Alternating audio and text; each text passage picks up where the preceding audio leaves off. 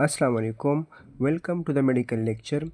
आज हम इस वीडियो में जनरल एनेस्थीसिया के बारे में पढ़ेंगे। पिछले वीडियो में हमने स्पाइनल एनेस्थीसिया के बारे में पढ़ा था। तो चलिए स्टार्ट करते हैं आज के टॉपिक से। General anaesthesia is a medically induced controlled state of unconsciousness in which the patient feels no pain, has no awareness and no memory of the surgical procedure।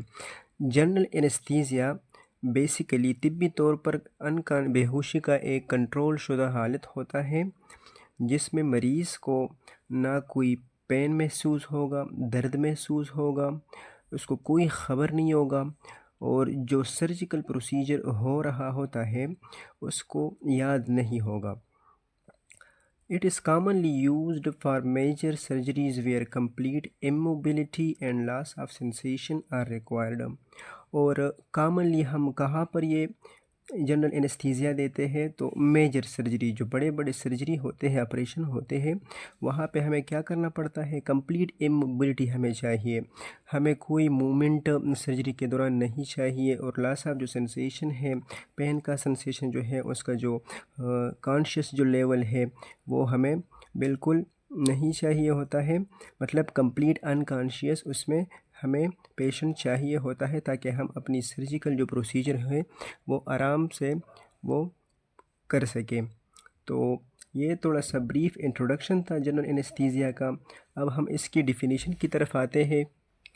General anaesthesia is a reversible state characterised by. अब general anaesthesia जो है मुकम्मल हम इसमें patient को बेहोश करते हैं। रिवर्सिबल स्टेट ये इसमें जो होता है safely return to conscious. Patient जो है ना अपनी हालत में सेफली जो है ना वो रिटर्न होता है, होश में आ जाता है। तो इसमें क्या होता है, लॉस ऑफ कॉन्शियसनेस, बिल्कुल अनकॉन्शियस स्टेट में चला जाता है। लॉस ऑफ सेंसेशन, जो पेन सेंसेशन होता है, जो टच वगैरह होता है तो उसकी लॉस होती है। लॉस ऑफ रिफ्लेक्सेस, जो नॉर्मल रिफ्लेक्सेस होती है वो इसमें इसका लॉस होता है। इसमें मसल रिलैक्सेशन, उसके जो मसल्स हैं वो बिल्कुल रिलैक्स हो जाते हैं, इस तरह कंट्रैक्शन उसमें नहीं होता। Amnesia, loss of memory. और जनरल एनेस्थीसिया हम जब देंगे तो ये is a combination of intravenous and inhalation anaesthetic drugs के ज़रिए हम ये पेशेंट को देंगे। अब कौन से ऑब्जेक्टिव है जनरल एनेस्थीसिया के, तो फर्स्ट वन पर है unconsciousness. Patient is completely unaware of the procedure. मतलब जो भी प्रोसीजर हो रहा होता है तो पेशेंट जो होगा उसको बिल्कुल ख़बर नहीं होगा। Analgesia, no perception of pain during the surgery. Amnesia, no memory of the surgical event. मतलब सर्जरी के दौरान जो भी हम सर्जरी, चाहे वो सर्जरी के मुतालिक बातें कर रहे हों या कुछ और, तो वो जो लम्हे हैं वो मरीज़ को बिल्कुल याद नहीं होगा। Muscle relaxations, allow easy surgical access and intubations. अब अगर हमारे मसल रिलैक्स नहीं होंगे तो हम इंट्यूबेशन नहीं कर सकेंगे। मतलब हमारे जो एयरवे के जो मसल्स है, इसके अलावा सारे बॉडी के जो मसल है वो कंट्रैक्ट और रिलैक्स होते हैं। तो अगर ये बिल्कुल पूरी तरह रिलैक्स ना होंगे तो हम इंट्यूबेशन नहीं करेंगे या हम अपनी सर्जिकल जो प्रोसीजर है वो आसानी से नहीं कर सकेंगे। तो पेशेंट हमें क्या चाहिए, बिल्कुल रिलैक्स मूड में चाहिए। Immobility, prevent patient movement during the surgery. Surgery के दौरान मरीज़ की जो मूवमेंट है उसको हम प्रिवेंट करेंगे। Suppression of reflexism, loss of protective airway and surgical reflexism. Autonomic stability, control of heart rate, blood pressure and stress response. और आखिर में जो क्या है, safety and reversibility, patient can be safely returned to consciousness after surgery. अब patient जो है ना वो सेफली वापस आता है अपने होश में जब सर्जरी हो जाती है।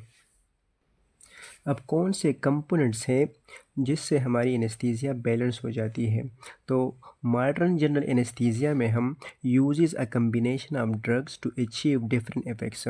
मुख्तलिफ़ किस्म के कम्बिनेशन फॉर्म में ड्रग्स यूज़ करते हैं जिसका इफ़ेक्ट भी मुख्तलिफ होता है।